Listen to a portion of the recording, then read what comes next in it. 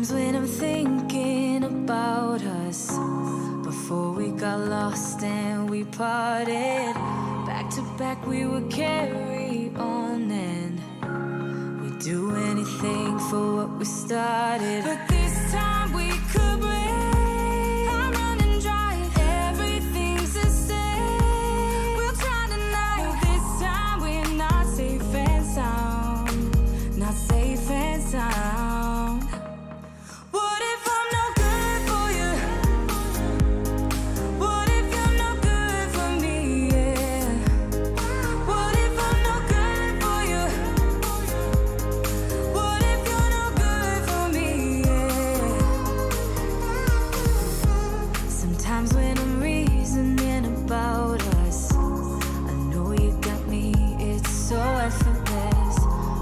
Back we would carry on and we'd do anything for what we started. But this time we could break. I'm running dry, everything's the same. We'll try tonight. This time we're not safe and sound, not safe and sound. What if I'm no good for you? What if you're no good for me? Yeah.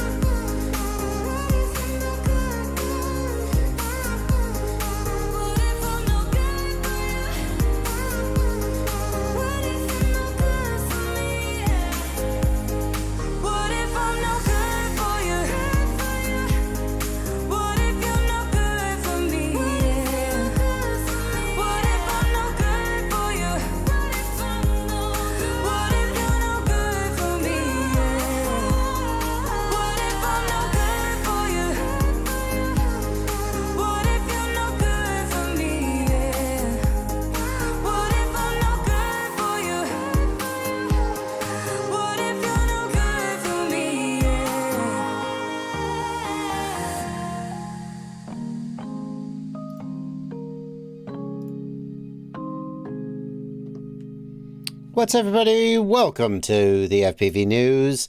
We're going to bringing you the biggest stories in the world of FPV. Me and you, Blunty.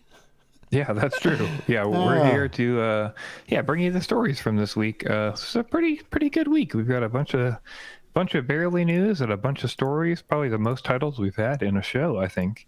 At least since we've been doing titles at the bottom of the screen. So yeah, I ran out. I had to make more titles.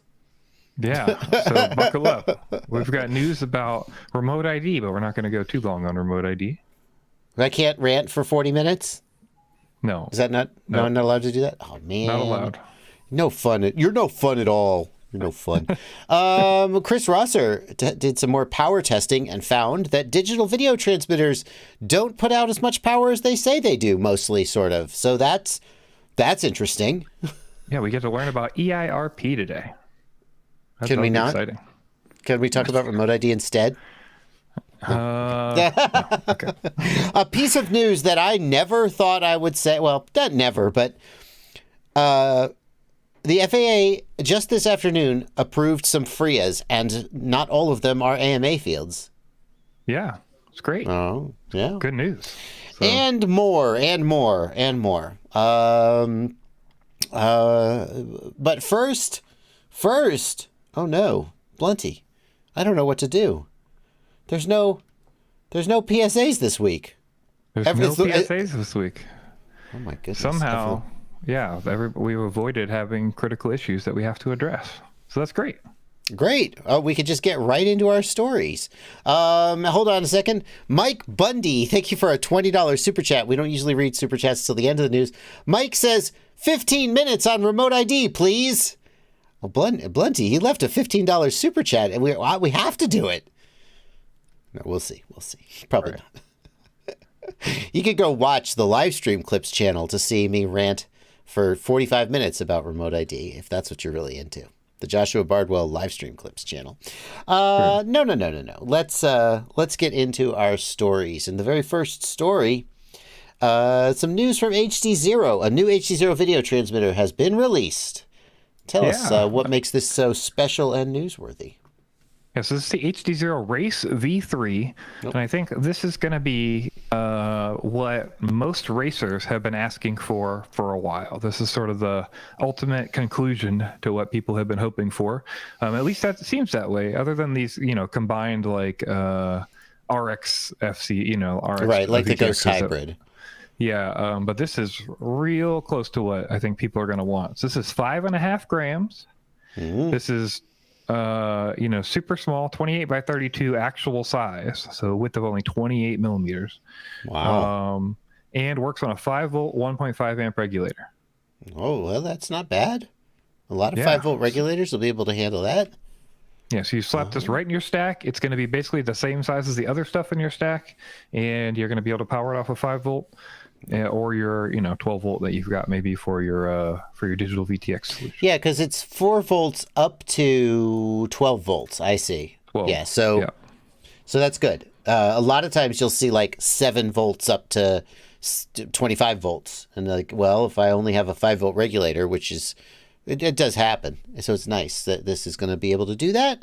It's the Race VTX, but it'll still presumably work with the 90 FPS camera that all the racers love, right? Yeah, yes, it will. Okay, that's fantastic. Absolutely. Now, I guess the only word of warning would be make sure that your 5-volt regulator can handle it. We see 5-volt regulators that are rated for 2 amps, but if you actually put them under stress, they will brown out and you'll have issues. I would feel the best if I had a voltage regulator rated for 3 amps, even though 1.5 amps, you get a little bit, 2 amps should be plenty. Unless you know for a fact, like I know that iFlight derates their voltage regulators. They have regulators that on paper should be 3 amps, but they rate them at 2 amps. Like that would be fine. It looks like this says it draws 5.8 watts to max power. So that'll be like, not that much. Yeah, like 1.2 or whatever that comes out to at 5 volts, right? So yeah, okay. Oh my goodness. This is okay. I feel like I want to address this comment. Demir FPV says, "Did you watch Trappy from TBS this week? I'd like to hear your comments." So I did not. What? Here, wait. We have to. There we go. Get the title out of there. I did not watch the whole 2-hour TBS couch, Blunty. I know you didn't either, just because if someone was to make like a 15-minute edit of the key parts, I would watch it, but I didn't watch the whole live stream. I talked about it a little bit, just based on what I've heard other people saying on my live stream yesterday. There will surely be a live stream clip of that if you're interested, but we decided we weren't going to cover it like as news. I don't know. How do you want to explain that? Yeah, I just don't like a 2-hour live stream with a bunch of business mess on it is not like, to me, like something we should slap together and throw in the news. And I wasn't super interested in listening to a rambly 2-hour thing. Like if there's news that they actually want people to know and press release, then they can press release it and put it in a way that people can consume it. Yeah. And we'll be happy to share it there. We're excited to hear that TBS is moving forward, and we'll be happy 100%. To report on any new products or any new information that comes out of them officially. That I guess is why, like, it's fine for a live stream topic where I just bullshit for 45 minutes or whatever. Like, that's a little bit more freeform. But like, we take the news somewhat seriously, and we just didn't feel like there was news there. It was more like a human interest piece, and we were like, well, what are we going to say? Especially because neither of us watched the whole live stream, so we would just be repeating what other people had said. Yeah. So no slight to TBS. As I said on the live stream yesterday, TBS is great for the hobby, and it would be great to see them sort of reclaim their position of prominence and keep pushing things forward, and hopefully that'll happen. And when that happens, we'll cover it. But them releasing a live stream where they talk about things like that, we didn't really think was news per se. Anyway, that's it. Okay, next up, Chris Rosser Chris Rosser is doing a lot of testing. And he tested the output power of the DJI and Walksdale video transmitters and found some extremely interesting stuff. I think this is some of the most... Oh, didn't mean to let Chris talk there.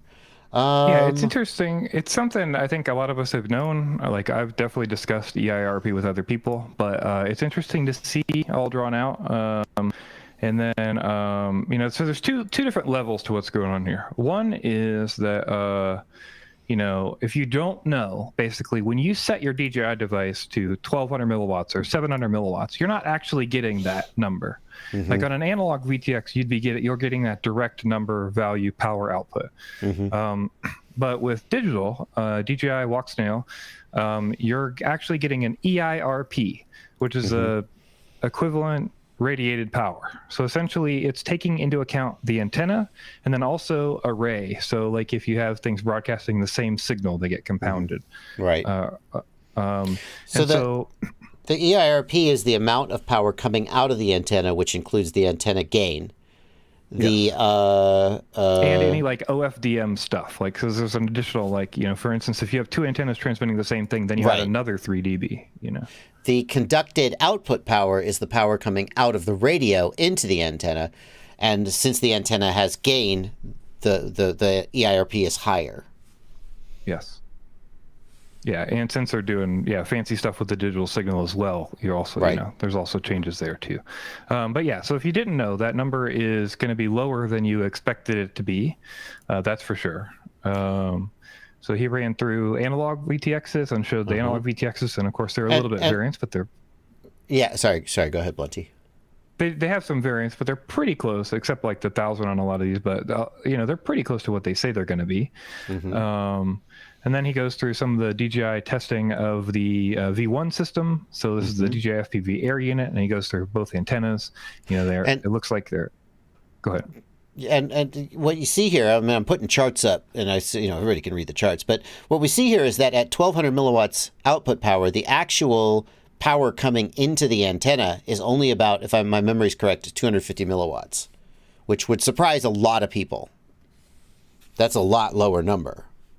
Yes. Yep. And he's saying that basically they're, adding both the antennas, the EIRP, and then they're adding the antenna dB, and then they're adding the, like the extra gain and stuff. So, the effective power out is what they're saying it is, or pretty similar, right? At least in theory. They're just measuring in a different way than people who are used to analog VTX. And I would like to say, as someone who was an RF professional in my past life, talking about the radiated power versus the other one, some RF professional. I'm blanking on the other one.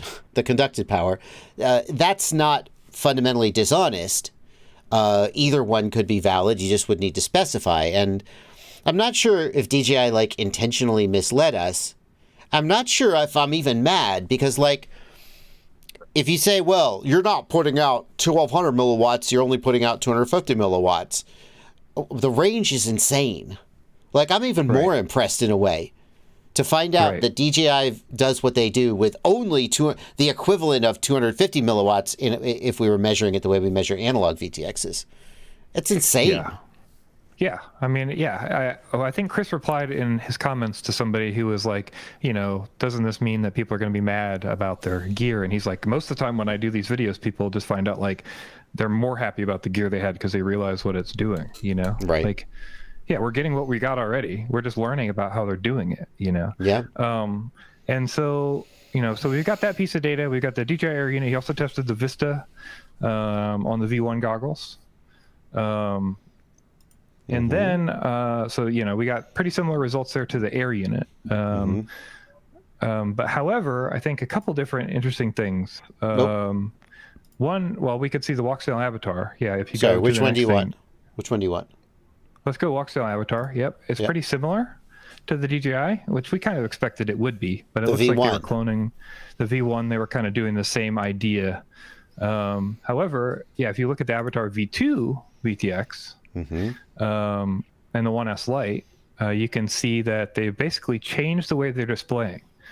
So, V1? before, if you look back, so let's look at V1 real quick. And then if you see so on the left-hand side, we can see 25 milliwatt is blue, but it's at the 10 line, right? Yeah. And then we've got 200 milliwatt is the orange, and it's under 100, right? And this is what DJI was doing too, because they're doing EIRP. They're giving you the total power out, radiated power. So then if you go down, if you go to the V2 system, we can see on the V2 side that now suddenly that 25 milliwatt line is up real close to 25 milliwatts. Yeah. And that 200 milliwatt line is getting up towards 200 milliwatts.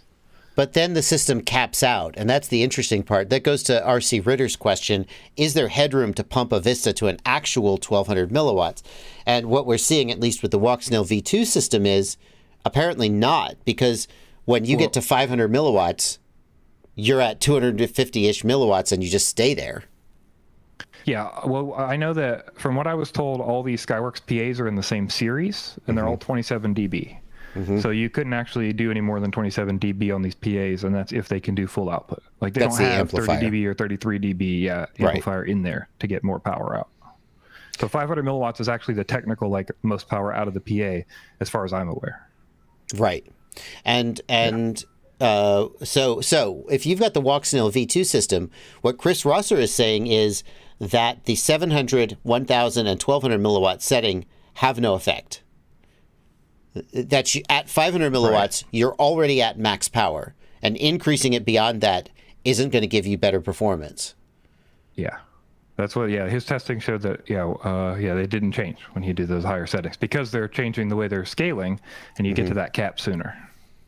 Whereas on the V1 system, you still had the same max power. The max power didn't change. It's just now with the V1 system, you had these gradations reaching to the max power, which was never 1200 milliwatts. It was, it's just 1200 milliwatts coming out of the antenna, but 250-ish or 500-ish milliwatts coming into the antenna.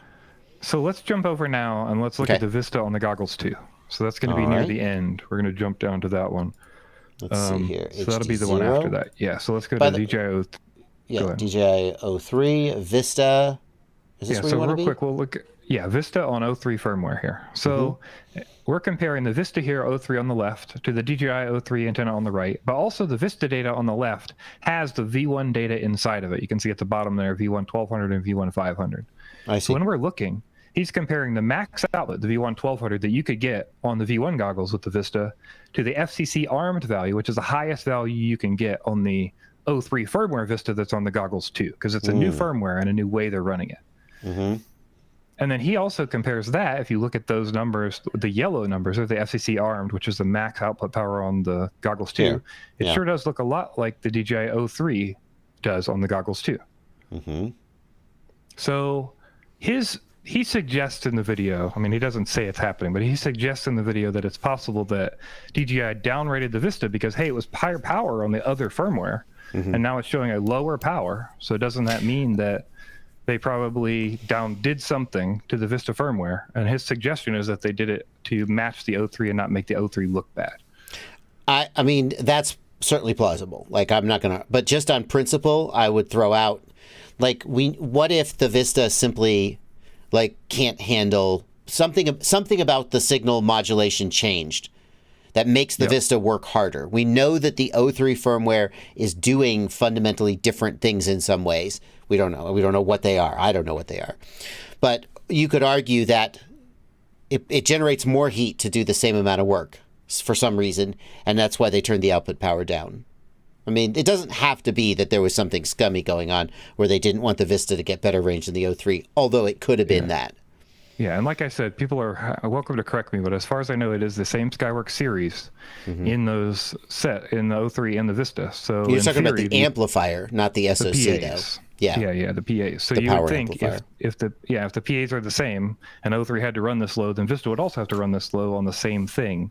But I think some people are speculating that maybe it's just that 03 was getting too hot and couldn't run fast enough, and now it's they're downgrading the Vista to match it so they don't make it look better. But I don't know. There's a lot of speculation when we know that the code changed completely between the revisions, and I think it makes just as much sense to say, they put 03 code on it and it matches the 03 power. That makes a lot of sense, right? Yeah. So the takeaway is that when DJI says 1200 milliwatts or Walksnail says 1200 milliwatts or HDZero, we didn't go into that here, but the HDZero does the same thing. When they say 1200 milliwatts, it doesn't mean the same thing as an analog VTX that's at 1200 milliwatts. They're measuring thing. It's like with car. You know what it's like, Blunty?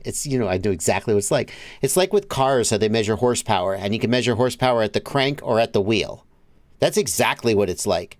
These guys are measuring horsepower at the crank, not at the wheel. Everybody else is, or no, the other way around. They're measuring it at the wheel, not at the crank, and that's in some ways better. But it's misleading or confusing. But who gives a crap, because the performance of the systems is amazing. And frankly, in a unit this size, the ability to pump 1 watt is pretty challenging anyway. So. Yep. All right. Thank you, Chris. Yeah. We should mention. So in a lot of these cases, we've seen that, let's go back to that video, because in a lot of these cases, we've seen that as you go down the chart, the first channel is going to be, the higher output power. And then as you go down, most of them have been designed so that the higher channels are lower output power relative to each one. Like if you say set design, the same number.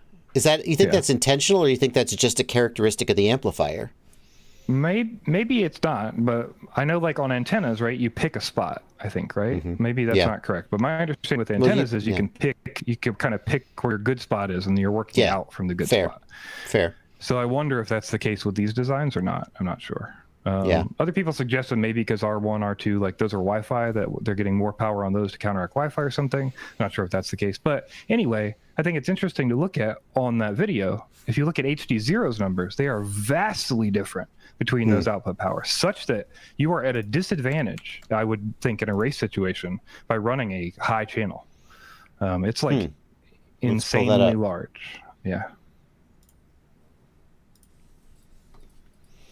So what we're seeing with HDZero is that on race 1, I wish there were numbers here. I wish there were numbers.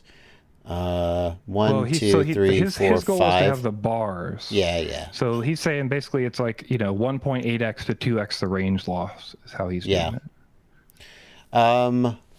Significant power degradation as you go to the higher channels. I always run race 8 because it avoids Wi-Fi, and I have Wi-Fi at my house. Maybe that's why my HDZero doesn't get the same range that other people. Oh my God, Blunty! What if we just cracked the code? I mean, it seems to be the case, because in there the high power on that VTX is the same as the low power at race 1. I always run race 8 at my house because I have Wi-Fi and I don't want to interfere. Because once upon a freaking time, I tested HDZero on a different channel, and there were sparkles, and people said that's your Wi-Fi interfering, and they were right. And I said, okay, that's fair. I took that video down, I redid the test, and ever since then, I have always used race 8 whenever I test any video transmitter, but especially HDZero. And apparently that means that also I'm getting much less range than people who are not on race 8. And maybe that finally explains why people say, I don't know why Bardwell gets such bad results. To be fair, I use race 8 on every other video transmitter too, so it's interesting. Yeah. I have a piece of news related to Chris Rosser. I'm going to just throw it out there. Chris Rosser's doing battery testing. Yes. Well, he's asking for donations for a nice battery machine. Yeah. Well, I have one of those. I'm going to loan it to him for the foreseeable future. We're actually in the process. It's going to go back to West Mountain. So for people who don't know, years ago, I GoFundMe'd like $4,000 for a battery testing machine. I did battery testing for a while, but I didn't do as much battery testing as perhaps I would have liked to, or other people would have liked to, and it's kind of tapered off. The last one I did was the folded cell battery test that involved that machine. Well, but I don't know how deep you want to go into it, but I mean, if you think about it, it's a lot of money. It's just a lot of money. The whole, battery testing, especially if you want to do it right, it just costs a ton of money, not just the machine. Yeah. It's a lot of batteries. You have to dissipate this machine. The reason it was $4,000 was it's got these 2 kilowatt amplifiers. They don't amplify the signal. What they do is they discharge at up to 2 kilowatts. They can. There's just giant heat sinks with fans on them, but you have to very precisely measure the current going through them, and that's the part where the amplifier comes into play. Anyway, the machine can dissipate up to 2 kilowatts and measure current very precisely. And so when Chris was trying to raise money for a battery test machine, I was like, all right, dude, why don't I send you mine? Since I'm not using it very much, and you'll probably get a lot of use out of it. Anyway, so it's going back to West Mountain. That's the manufacturer. They're going to recalibrate it just because it's been a while since it's been in the field. He's got some modifications he's asked them to do to it, which sound very cool. I'll let him talk about those when he's ready. And then it's going to be shipped from West Mountain to Chris in the UK. And we'll see what he does with it. But for those who are wondering, whatever happened to Bardwell's battery test machine? Well, I have sent it to a good home. Yeah. Okay. Not officially part of the news, but next up, we got a story about the FAA. How exciting. Yeah, I would say good news. I mean, if you don't care about compliance, you don't care about this, but this is pretty exciting, I think, for everybody. Or should be. We were worried about the FAA approving FRIAs on time, and we were worried that the FAA wasn't going to be getting us FRIAs and going up to the letter and holding off on like the FRIA PIA that we've talked about, all these kind of environmental things. But today we got 2 approvals to the FPVFC.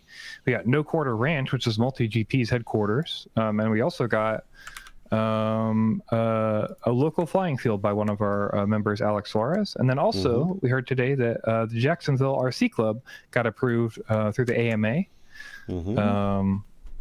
And yeah, we've heard of a couple other AMA approvals. I don't have documentation for this. So it sounds like today was the trigger day to go like, all right, we've got enough. We're going to start approving FRIAs. Yeah. So I think that's just good news. I can't imagine why somebody would be upset because it's just making places where you're not going to have to comply. I'm upset because they didn't approve my house. Yeah, they're still definitely not going to approve residences, unfortunately. And anywhere in like a cul-de-sac, it seems like they're automatically declining. Yeah. Anything like that. So this is exciting because at least one of these was submitted by the FPV Freedom Coalition. Is that correct? Yeah, 2 of these were, yep. Right. So one of them was submitted by the AMA. So for those who don't know, a FRIA is a place where you don't have to remote ID, in short.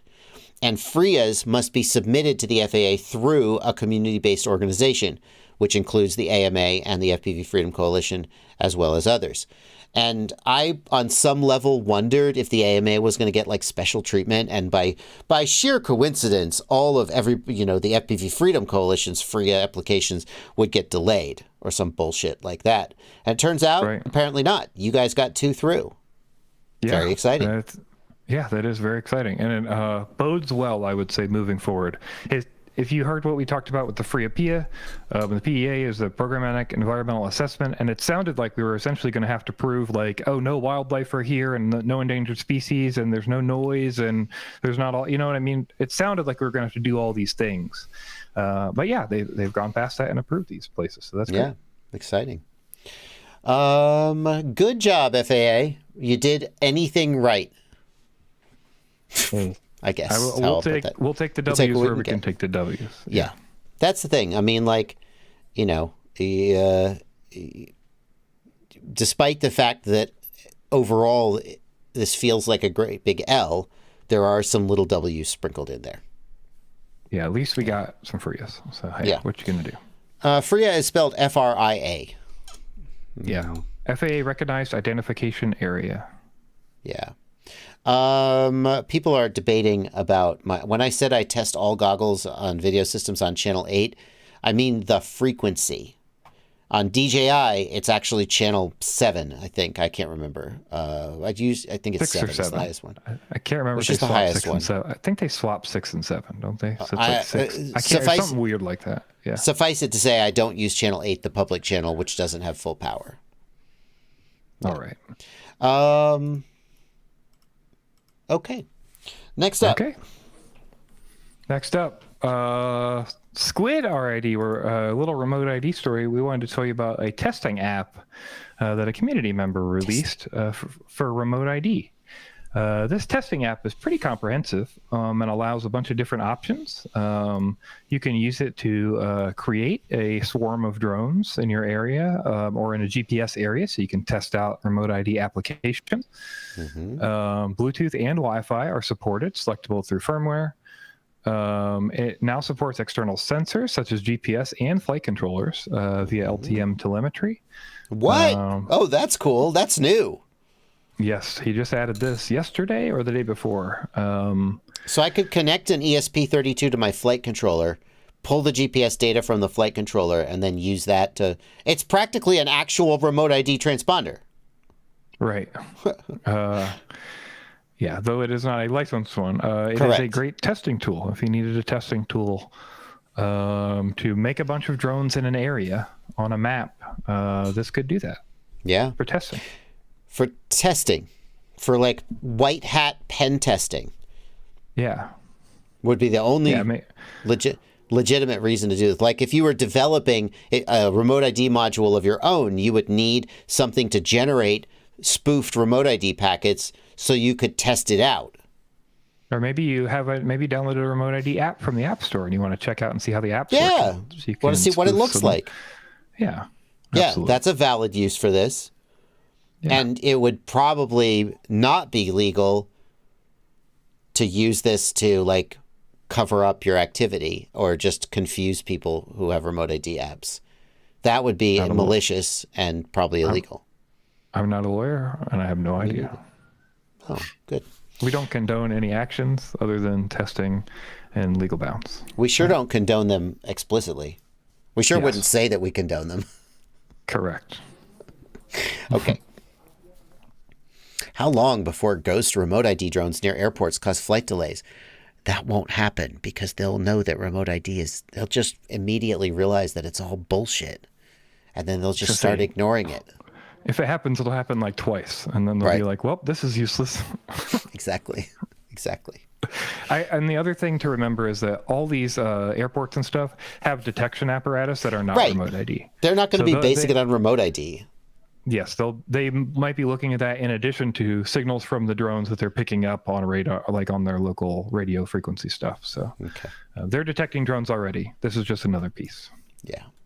All right. Well, we got a lot of stories, so let's move on from that. We just wanted to tell you that exists. It's a little more full-featured and got a configurator, whereas the one I showed in my video is a little less full-featured. So check that out if you're interested in playing with that. Yeah, thanks to I apparently did not make a title for this next one. Hold on. All right. We can do this. Well, next up, EdgeTX 2.9 RC1 is out and has released. So we want to let you know that the next EdgeTX is coming. And it's been a minute since we've seen an EdgeTX release. So yeah, this is pretty cool stuff we're seeing. I looked through the release notes. I don't see things in here that are like must upgrade for most people. Like it seems like it's a lot of little things. A few people might be affected by some of them and want it, but it doesn't seem like, I don't know. Like if you speak Hebrew, now it has support for Hebrew. Okay, that's good. Right. I don't know, Blunty. What do you think? Any killer features in here? Yeah, I think that's pretty correct. I haven't seen anything that's huge, but yeah, I think there's enough here that, it did need a new major version. So. Ooh, I got one. If you use EdgeTX on simulator through USB joystick, you now have the ability to remap the controls. So like, instead of channel 12 always being like the left shoulder button or whatever, you can remap the way that the controller presents the controls to the computer. I mean, cool. Yeah. Could be useful. But that's coming. Always good to see EdgeTX continuing to evolve. Yeah. All right. All right. Next up, Botgrinder has bought the land for his FPV park. This one? We want to let you know that he did it. Yeah. He said he was raising money. I have to say, I was hopeful and wanted him to succeed. I also was sort of clear-eyed about the potential that he wouldn't. And it's really, really fantastic to see him reach this milestone where he actually bought, I think it's like 10 acres. Yeah, 10 acres. It's not perfect. I mean, there's some caveats, but yeah, he's going to work on it and make it a great place to fly. So Yeah. I think there's like an easement on another property. I think that's sort of the main thing. Yeah. That's a caveat there. But otherwise, yeah, it's 10 acres for them to hang out and fly and build a park in. I mean, sounds amazing. Yeah. Sounds amazing. Cool A stuff. drone park in the woods. Can't say he's not trying, that's for sure. Yeah. I assume he still needs more money. Like, he's I'm raising sure money. he He does. raised $37,000. He bought the land. I don't know if that took up all of the $37,000 he raised. But $70,000. I'm going to be honest. I said I would donate way back when it first happened, and I meant it. But I wanted to see if he was going to find property that he could afford. And I'm like, well, I don't think my donation is going to be what puts him over the edge. But I feel bad because when it first happened, I was like, yeah, I'm going to donate. And then I didn't yet. And I'm not going to like do it on stream and make a big deal out of how much I donate or whatever. But I do want to say, I want to acknowledge that I haven't donated yet. And I feel like honesty and integrity is important. I said I would. And that was kind of what I think I was waiting for. So now I'm gonna, because I do believe in this and I think it deserves to happen. Yeah. And he's definitely going to need more. So you can go to FPV Park. Is it fpvpark.com? I believe that's correct. fpvpark.com. That's right. And that takes you to his GoFundMe. And you can, it's going to take a lot more money and work to actually turn it into a place where people want to fly. So that's really cool. Congratulations, Botgrinder. And hopefully the whole FPV community who gets to fly there. Absolutely. All right. Okay. Next up. Plugs. We got our plugs. We got to do. It's halfway through. It's almost halfway through the show. Yeah. We got to do our plugs. And the first plug we got to do is for your website, fpvknowitall.com, where you can go check out the ultimate FPV shopping list, and you can find suggestions for what you might want to purchase, curated by Joshua Bardwell and others like Ciati, who go through and pick out some of the best gear that you could get. Oh, yeah. Yep. All of these links are affiliate links. Well, not all, but most are affiliate links. And so using the links on this website is a great way to support the work that we do here.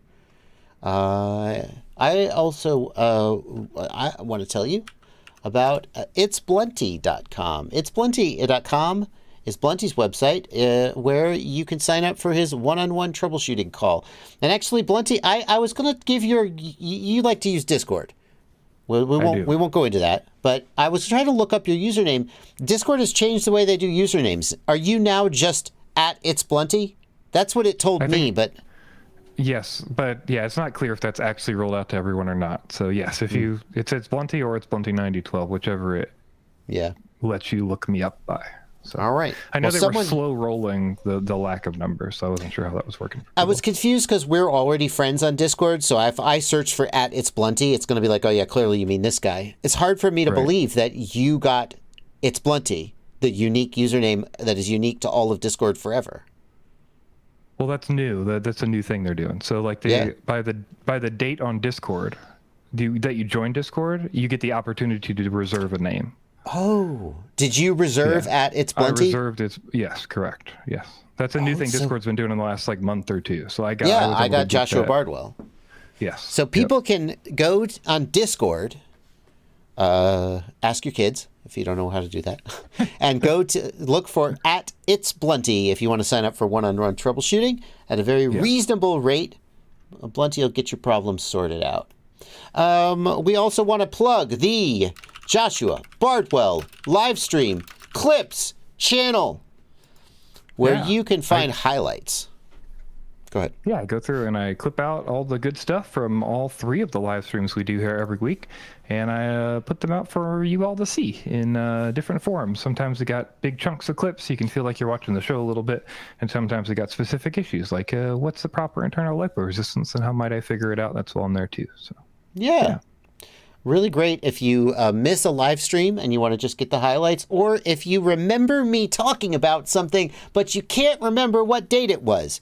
head on over to the Livestream Clips channel and look for what you're looking for, including my 45-minute remote ID rant. See, yeah. look. And last but not least, we've got Search FPV, which is your website where you can go and find things you need to buy in FPV. You can search by region. You can search by store. You can even search by in stock. In stock. Yeah. Nice. All kinds of options. Wonder why Eric doesn't have a Beta FPV affiliate. He's got to get one of those. You put a Beta FPV on there. Sure, why not? Oh, sorry, anyway. Yeah, Search All FPV. Right. Check it out when you're looking for products. Okay. Let's continue. Yeah, next up, we've got a cool announcement for people who might not be watching the news today, because just like 3 hours ago, as far as I know, Velocidrone landed on the Android Google Play Store. Oh my God! I've already bought this and installed it on my phone. I think I did. I thought I did. Well, anyway, I'm so looking forward to trying this out. Yeah, the first version of this is not totally complete. It's like basically a limited subset of things you can do in Velocidrone. And yeah, but it's pretty cool. You can use your transmitter with an OTG cable or USB. And you can also connect over Bluetooth. So if you have like ExpressLRS Bluetooth, you can connect with that. You can log into your existing account when you log into the app, and you can get your records and downloaded tracks and information. You can download any of the tracks that work on the main game. It syncs with the main game? Yeah, and you can log into your account and get it all set up. Can I see it working? Is there a video, Blunty? Not that I've seen yet. It was just posted earlier today. So. Oh my God, that's insane. That's insane. It does run 120 hertz if you have a device that can do it, so that's great. You can't edit tracks on it, but you can open any edited tracks. Right now, there's a little more latency based on Android's firmware. They want people to know, and they've only got a limited set of quads. So like the Switchback, Cannonball HX115, Crazy Bee, and Nazgul are what's in there right now. One of each size of quad. And then 4 of the sceneries, but they're slowly adding more and more. That's bananas. That's bananas. Yeah, pretty cool stuff. I can't wait to try. Really cool full-featured mobile drone simulator. Can you moonlight it into a set of goggles from the phone? Asks Kilo Zebra. That's an interesting question. If the phone can moonlight, I don't see why not. Very, very cool. That's a shame. I really want to just bang out a video about it, but I kind of want to take the time to do it right and not rush. Yeah. That's crazy. Very cool stuff. Not on iOS yet for people who are asking. They're going to complete it. They're going to basically build it out on Android, and then once it's ready, they'll be able to then start submitting it to the iOS store. They're going to make sure it's finished. So how about that? Can you... there's a big list of questions there. You can use a transmitter on your phone using a USB OTG cable. I think you said that, Blunty. Yeah, if you open the second link I've got in the thing, there's a whole questionnaire that answers a lot of questions people might have.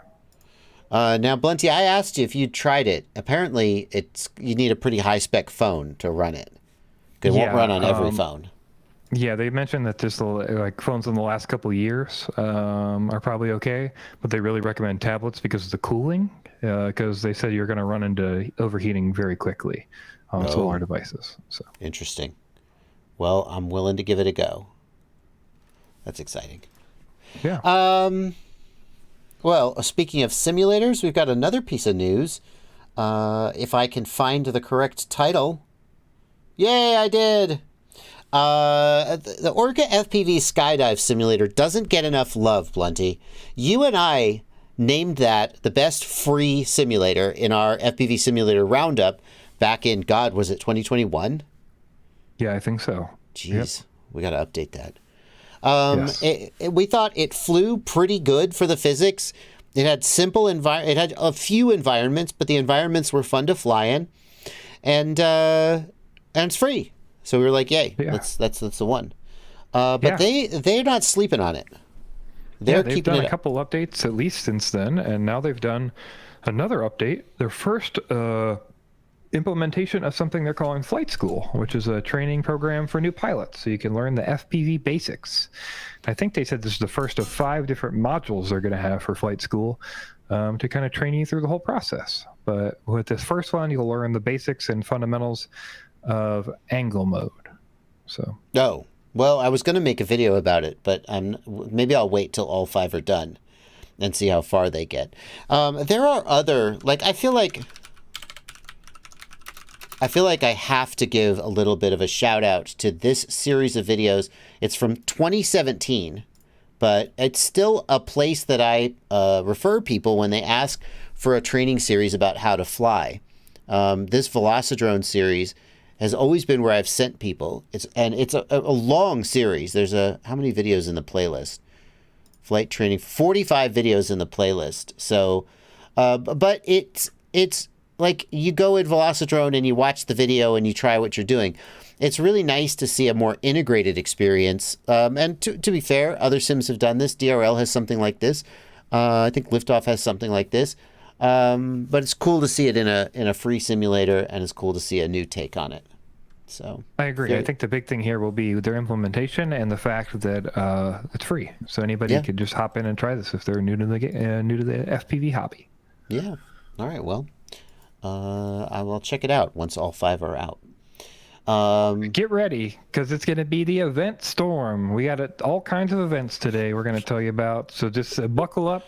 If you're trying to go somewhere to do something, or if you're trying to watch some FPV, we got events. So it's going to be like Oprah handing out free events out here. You get an event. You get an event. All right. Well, we have 15 minutes left in the stream, and it's barely news still to do. So let's get these events knocked out. Absolutely. We're going to blast through them. So the first one's going to be the DRL Tryouts tournament stream. Starts tonight and goes through the next few days. So if you're interested in watching anybody in the sim tryouts try to get to the end and win it all and get on to the show, Canoodle FPV will be streaming that starting tonight. So that's pretty exciting. All right. An online event. Also, I just want to give a quick shout out to Empire, who's been in your Discord for, I believe, years at this point, and I've been watching Grind DRL super heavily. Literally spent like 2 hours a day for the last 8 to 10 months. I believe they are in the top heat. So one of my Discord members could be the next DRL pilot. That's 100% correct. Yep. Wow. Number 18 is where they placed in the tryouts. So. Actually, correct me if I'm wrong, but now the only name I can think of is Heads Up FPV, but that's not frickin'. I'm so sorry. One of my Discord members is already a DRL pilot. And you know that Halo Walker. Right, yes. My brain knew it started with an H, and then my brain said, "Oh, Heads Up FPV," and that was like the only name that I could think of. Apologize. Halo Walker. I actually got to play Velocidrone Combat with him. I was like, "Oh, this guy's good," and then he became a DRL pilot. Yeah. So 2. You're saying 2 Bardwell. Let me think about this. Yeah. Chief and Heads Up FPV, both from Tennessee. Halo Walker and Empire, both from my Discord server. What's the common link? It's me. Yes, I'm sure that's what it is. All right. Continue with the blasting through the events. All right. Next up, at MyFPVStore is a store people have used online, MyFPVStore.com, and they have a grand opening in real life in Palm Bay, Florida. So if you're going to be there July the 15th, which is just 4 days from now, you can check out their store opening, fly some freestyle at the park, and get some barbecue. Wow. You know how to make $5 million with an FPV, with a brick and mortar FPV store, Blunty? How's that? You start with $10 million. I don't know if I got those numbers right. That's an old joke. I have no idea why you thought it was a good idea to open a brick and mortar FPV store, but more power to you. I wish you the best. That sounds like a terrible idea to me, but for the year and a half that you're open, everybody around you will be glad to have a place to get their stuff. No. Good luck, and we hope Good it works luck. out. I hope it works out for you. I'm sorry, MyFPVStore. I don't mean it like that. I really do. All right. I really do hope you succeed. All right, next up, Rumble in the Jungle 3 is coming up on August 6th in Lithia, Florida. So if you're interested in checking out the Rumble in the Jungle in Thatcher Park, there's some casual fun flying, a freestyle contest, giveaways, food, and there's some power and restrooms there if you need to have the facility sponsored by a host of different places, including Fly Tribe, which we talked about here, and MyFPVStore, which we just brought up. Yeah. All right, great. Okay, next up. Oh, this is a big one. Next up, West Coast Throwdown is going on August 17th to the 20th in Roseburg, Oregon. So if you are looking for some fun times, you can check out West Coast Throwdown. See the details here. The definitive West Coast step. I think that's probably pretty true. All right, no music, please. We got Rampage out here on the East Coast, which is a pretty definitive FPV freestyle experience, and then West Coast Throwdown on the West Coast. And I think those are the two in the United States, like most. I don't know if they're literally the biggest. I think there's a case to be made that they are, but certainly some of the most prestigious and desirable FPV freestyle events. But that shouldn't take anything away from Castle Crash, which is also an up-and-comer. Oops. I'm just pissing everybody off today. I sold my FPVStore. Their business was going to fail. I said Castle Crash was not prestigious. Go ahead, Blunty. Yeah, so Castle Crash 2.0 is September 1st to the 4th in Trenton, South Carolina. Special guest Botgrinder, Fly FPV, and some other folks are going to be there to do some flying and hanging out and, have a big meetup and party in, Trenton, South Carolina. Yeah, and this is the one that's held at it's like a Ren Fair. It's like a medieval village. I don't actually remember exactly what it is. But by day, it's some kind of like Ren Fair medieval village. And then Castle Crash is held there. And you go and you can fly drones. Yeah, they'll have an obstacle course. You can fly through the village. There'll be some different challenges you can do. Some drag races. A woods race course. Some Spang stuff they're doing and all kinds of different contests. So pretty cool stuff. And apparently they're having a contest where you can win a ticket. Is that right? Yes. I believe another community member is holding this, but we wanted to let you know. Right. Really, very few people have entered this. So if you wanted to go to Castle Crash, there's a decent chance you could get a ticket. If you go over to SK1 FPV's Instagram page here, and follow his little things here to get entered win. Yeah, and just to be clear, I blanked on this until you said that. SK1 FPV actually just reached out and said, I want to sponsor a ticket to Castle Crash. This is not like in coordination with Castle Crash. This is just a community member being super cool and wanting to make something happen for somebody. And so kudos to SK1 FPV for being willing to do that. And as you said, Blunty, there aren't a ton of entries, so you have a fairly good chance of winning if you decide that you want to go over there and enter. So there's a link in the video description. Absolutely. And in the Discord, if you join Joshua Bardwell's Discord as a patron. Next up, our last event for today is Race to the Lowlands 2, September 9th and 10th in Diepenveen, the Netherlands. So if you're over in the Netherlands, and you're looking for some racing, you can go hang out at the Race of the Lowlands number 2. Great.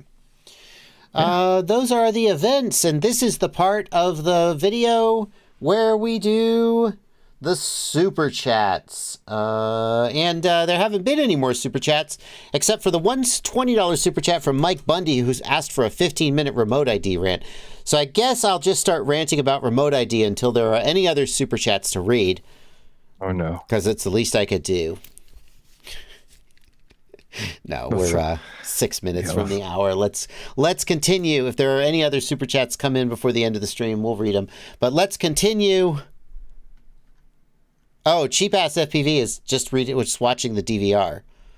The recent TBS information is absolutely FPV newsworthy. As far as I'm concerned, it's the most important FPV news and story. Well, you're 45 minutes back in the stream, so, catch up. But cool. You put it on your news program. Right. Put it on your news program. And now it's time for It's Oh, Barely you don't have News. one! I'm in a mood tonight. I can tell. All right.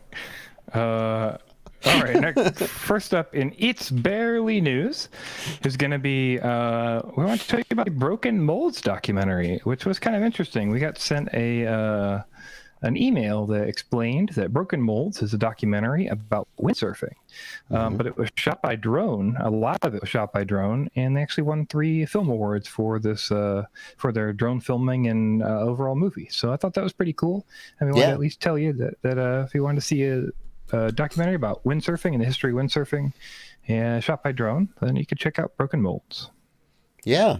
Very exciting. Yeah, when I first heard about it, I was like, okay, what's this got to do with FPV? Why is this a news submission? But the fellow who submitted it was like, no. Like the whole thing was shot by drone, and it's got a ton of great like drone and FPV footage. So see, you see that helicopter? We don't have to do that anymore. Now we have drones, and it's a big deal. So check that out. That's on Amazon Prime, and it's linked in the video description below. Yeah. Next up, we've got a thing I'm pretty skeptical of, so you can tell me what you think. I'm also skeptical. I don't know what it is. So this is called PATS, and basically this system. So currently they have a bunch of infrared radar or infrared camera set up, and they're using infrared cameras to identify bugs inside of these facilities, any kind of grow facilities of any kind, agricultural stuff. So they're detecting bugs, and they're using that data to know like what pests are around and how they need to treat and what's good and bad, right? But they've decided that they're going to add this thing called PATS-X, and PATS-X is a drone, a little tiny whoop, as you can see in the picture. This tiny whoop will go out based on the infrared cameras and fly into bugs that they want to get rid of, and then the propellers will cut the bugs up, and then they'll return back. Okay. That sounds fine. You're going to just fly around and chop up the bugs. Fly around and chop up the bugs. That's the plan. Okay. Well, I just don't think, I don't know. I'm interested to see how the testing goes, but boy, that seems like it's not going to work very well, but we'll find out. It's going to chase down the bug.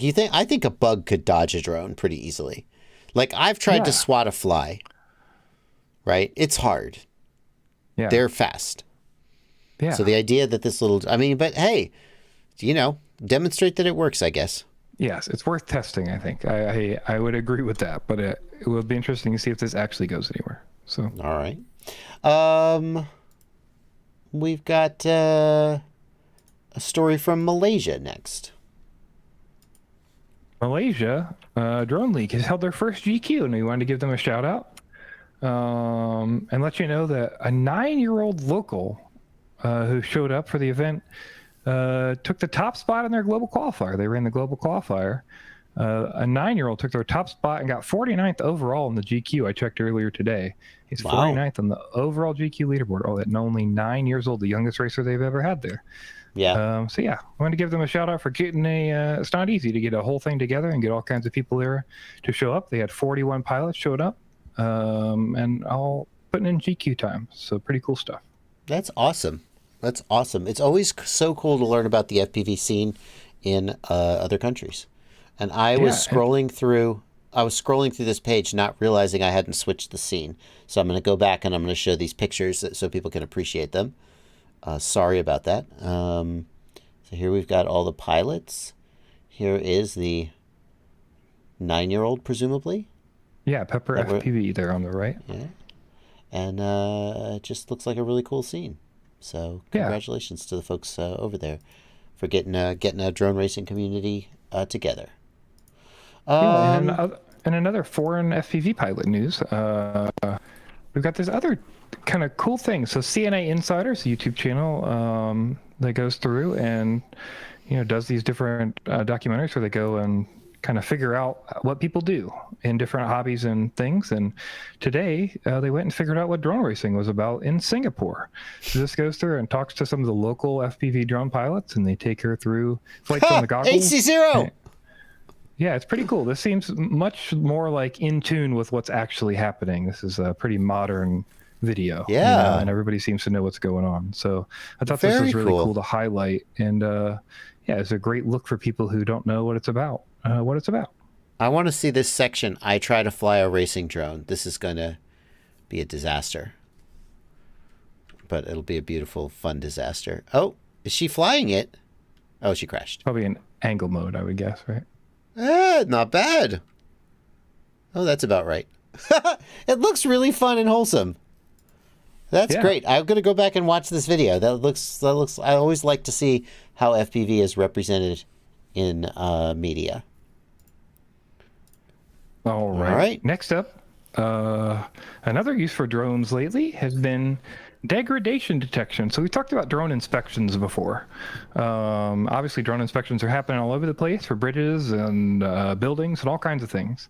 But this process here used photogrammetry, machine learning, and different programs to take historic data and 3D modeling that they have and use the drone to map out changes in the structure over time, essentially. So they've taken a drone, they've gotten the same shots that they got the last time, and they were able to overlay the old image on the new image with this tech and figure out where the cracks, stresses, and changes are in the thing. So it basically makes it so that it's not just a visual look. It's not just some guy looking at the footage to see what's different, or maybe look for cracks or something. This AI is actually just telling you what's different. It's pretty neat. That's a really cool use for photogrammetry, because the photogrammetry lets it overlay the flight paths and sort of see which part of the bridge is the same as it was, and which part is different. That's really cool. That's really cool. Very cool. Very cool tech. So, just going to get better at that kind of stuff. Yeah. More drones and insects. Why are we spreading mosquitoes? Shouldn't we be getting rid of mosquitoes? So people might know that there's issues with malaria in mosquitoes. So one way you can get rid of malaria in mosquitoes is to release male sterile mosquitoes. Basically, they're not sterile, but they can make a female sterile. Wait. Yeah, so they're sterilized so that they can breed with a female, and that female cannot produce babies from that anymore. So we've got like cuck mosquitoes that go out and find females and mate with them, and then the female is sterilized. Yes. So no more mosquitoes from that female. Uh-huh. I can't see any way that conspiracy theorists will find a way to turn this into something sinister. I can't imagine anyone having a problem with this. Yeah. So anyway, so basically they were having trouble spreading these things, and the drones allow them to do it easier. So. The weaponized male sterilizing mosquitoes were like, nah, we don't really want to go do this. And they were like, get in this drone. We're going to throw you over there at the females. Oh my goodness. Okay, cool. Okay. Let's continue. That's why this is It's Barely News. All right, next up. This is a neat project. This guy's been producing neurotechnology. So basically, trying to use the mind and different functions of the body to control things. So you don't, if you're limited in movement, or you just want to control with limited movement, you can. And something he's produced is essentially a system that you slap this thing on your head, and then it uses these muscle groups that you can learn to train, and you can use it as a joystick. So what he's done in this example, if you skip through a little farther, you'll see a guy come out on stage. And this guy who comes out on stage essentially has his single joystick that he always uses for control. And they've been able to map it together with a second joystick that's working off his muscle groups. And he can actually fly a drone with dual joystick with this new system, with his brain and his single joystick that he has. I was, as you were starting the story, Blunty, I was like queuing up jokes about lazy gamers not being willing to move their hands.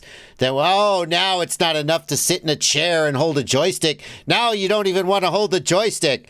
And then this guy came out, and I was like, "Oh, disabled people! Oh!" So I'm really batting 1,000 tonight. Yes, that's really cool. Yeah, this is really neat technology. And basically the way they've done this is just through a phone app. So it's, there's no modification needed to the drone. Their control is all, coming through automatically. So yeah, super neat stuff. Fantastic. And I'll just say it even looks like they mounted a CADX Vista on the back of that thing so that they could show the video on the screen differently. But nice. You got some kind of thing hanging off there. But anyway, pretty neat stuff, and shows what we could be able to do with our brains and muscles in the future. Now we got a story about anti-drone ammo. Yeah, so if you haven't seen this is kind of an older video, but it came up in a newer interview, so people brought it up. But essentially, this ammo is, if you've ever had like a fan pull chain, this ammo is essentially a bunch of little balls attached to a fan pull chain. Oh, yeah. So you shoot this out, and then it does penetration with the little metal balls, and the fan pull chain wraps all up in the propellers and slings all around the place, and essentially can bring drones down with ammo. Why is this better than just using birdshot? Because with birdshot you have to hit something critical, I would say. Like, I mean, it depends on range, right, and your application. They were firing it from a paintball gun, right? That's something. Yes, yeah. Don't need a shotgun. This is built so you can fire it rapidly from something like a paintball gun. Yeah, that's kind of cool. Just not needing a shotgun would be a plus for some people. That's interesting. I'd be interested to try it. Yeah. Rotor-Ride episode. But now, that's good. That would be a cool Rotor-Ride episode, actually. That would be a cool Rotor-Ride episode. I'm gonna just copy paste that over real quick. While you do the next story. All right. Next up, we've got the world record drone light show for 4th of July. The Guinness World Record has been broken. And you've got the wrong story up. I tried to let you... Damn it, I was so close. We made it almost all the way. I almost finished the episode. Flip. Because I was distracted.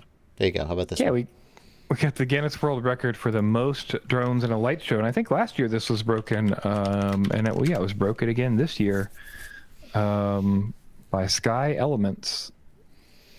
Pretty cool stuff. That's a lot of drones. A lot of management. Yeah. They're doing crazy shit with drone light shows. Like, did you see this? Like, the number of drones going up and their maneuverability and the shit they're animating is blowing my mind.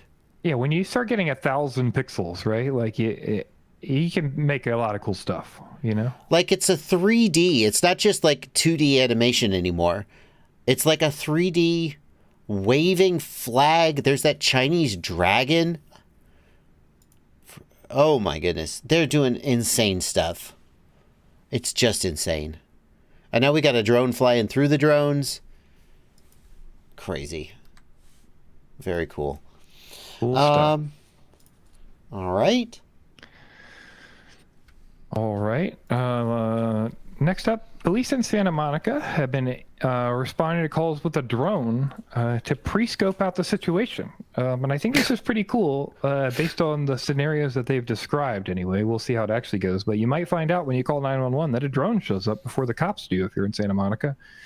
And they're using it to scope out and find out what's happening on the scene. They represent, in here they mentioned that in Santa Monica, the drone camera was the only witness to a brutal robbery. One or two suspects was apprehended because of that. And then on at least 3 occasions, it provided responding officers with critical, otherwise unobtainable information. Things people were holding were not guns. So they were basically radioed ahead to the police and saying, hey, these 3 people are standing here, and each of them looks like they have a gun, but none of them are guns. We can see that from the drone, that sort of thing. So that's super valuable information that, you couldn't get otherwise. And it's pretty neat that we've got this kind of thing going on. Some that people, is kind I'm sure, are like nanny state and all those kind of things, but I think it's neat for at least the applications they're presenting. Yeah. I mean, the ability to, I think there are many reasons why sometimes police encounters end the wrong way. And one reason why that happened, and we're not going to try to go into all of them because this is not that podcast, but one reason is that police don't have the information they need to make the best possible decision about what to do. And having, a drone arrive overhead and look at the scenario and give more information, but has the potential to make things better. And also it's someone sitting at a desk remotely who's separated from the situation and isn't panic getting there. And there's a lot of layers to it. And it feels good to have that extra eye on the situation. Yeah. In the absence of the other cultural factors that sometimes result in things going badly.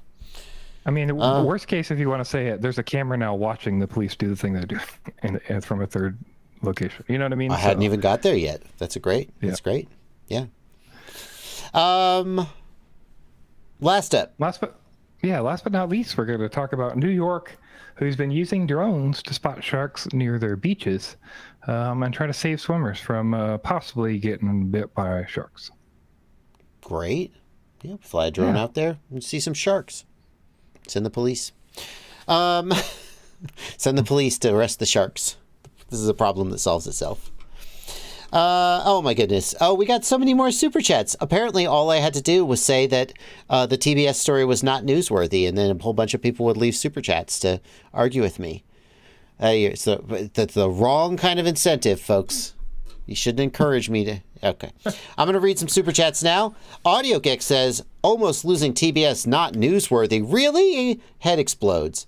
Maybe we should have put it in It's Barely News, which is where we put things that we don't have a lot to add to. It just doesn't feel concrete. I don't know. We already said what we had to say. People can disagree. The minute that TBS introduces a new product, that'll be, newsworthy. TBS is back. Right now, TBS isn't back yet. Or, like I said, if they put out a press release with this info, we would have covered it. Yeah, we talked about it at the beginning of the show. So. Yeah. If any of you takes the 2-hour live stream and edits it down to 15 minutes of actual content, we might even cover that. But I'm not going to watch a 2-hour live stream to get all the scoop. Anyway. Just to be clear, we're not going to watch a 2-hour live stream and then maybe get confused about what he said and then maybe misunderstand something. And there's just so many layers here that's not real news. It's just not. Correct. Yeah. If TBS almost went out of business and now is back and revitalized, that is newsworthy. But to have to watch a 2-hour live stream to hear the sort of, to get the story, we're not willing to do that. We're bad. We're bad journalists. We're not journalists. Anyway. All right. Madstick made a short summary. Yeah, you can go watch him. John Coelho, thank you for a $10 super chat, and thanks for the video on the remote ID spoofing. Geeks Vana, thanks for £5. I'm going to be on. I got interviewed by Geeks Vana. So I'll be posting, whenever that comes out, I'll be posting it so you guys can go see it. It was actually a really good interview. Not that any of the other interviews I've done aren't good, but he had a little bit of a different angle, and some of the questions were kind of thought-provoking, and I really enjoyed it.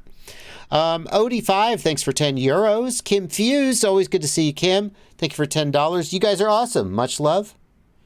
Koga, thanks for €249. How do I get maximum range from the EP1 receiver? Use the lowest possible packet rate of 50 hertz. Use maximum output power that your module supports, and mount the antenna somewhere where it won't be occluded by the frame, although that's a little difficult to do. Time Chaser, thanks for $20. Just want to throw you and Blunty a bone. Keep up the great work. Thank you so much. Thank you so much, Time Chaser. Big Data Pimp. Big Data Pimp. Over 800 views on my video to start a defense fund. Not one email about it. That's an interesting point. I have some interesting thoughts about why a legal defense fund is at the very least premature. But I'd say probably the bottom line. I mean, I didn't even see a video from him. That's interesting. Big Data Pump. That's not him. Big Data Pimp, you can email me about that and we can talk about some ideas. I talked to somebody else who actually started a GoFundMe about a legal defense fund, and we talked about reasons why the best way to proceed with that. I may have some insight as to why people aren't donating. But we'll talk about that offline. That's going to do it for us today. All righty. See you guys next time. Well, thank you guys. Yeah, thanks for joining us, and we'll see you next time. Mike Bundy, thanks for $10 for trolling remote ID. Bye, everybody.